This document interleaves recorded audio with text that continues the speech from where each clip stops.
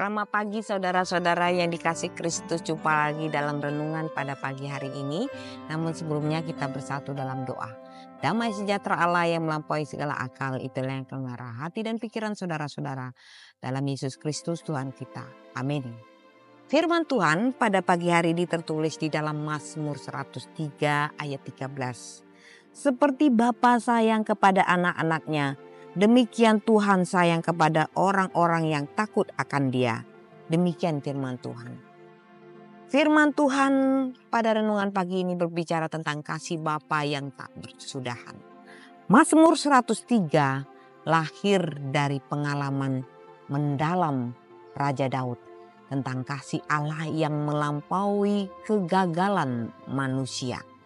Daud sering mengalami belas kasihan Allah dalam kehidupannya, terutama ketika dia jatuh dalam dosa besar, seperti peristiwa di mana dia dengan Batseba dan pembunuhan Uria.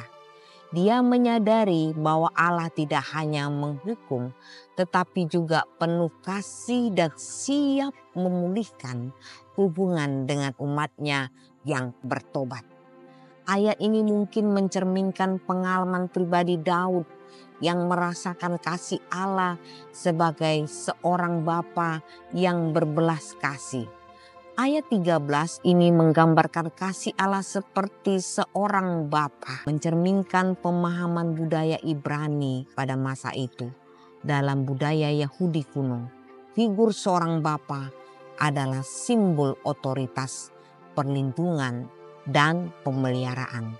Seorang bapa bertanggung jawab untuk memimpin dan merawat keluarganya dengan kasih yang besar.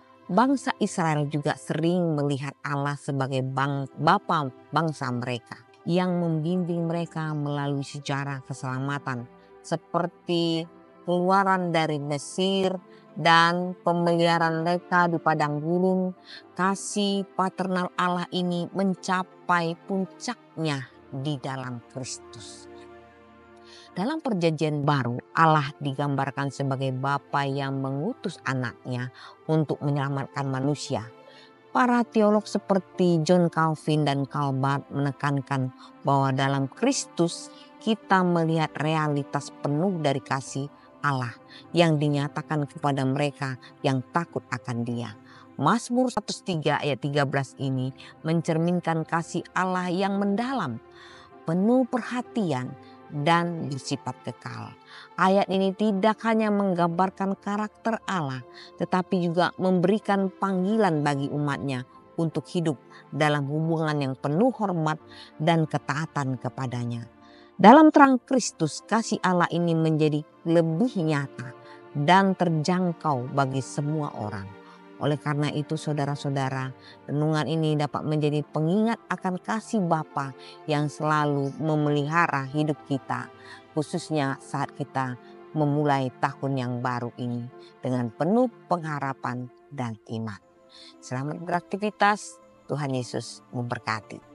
Amin.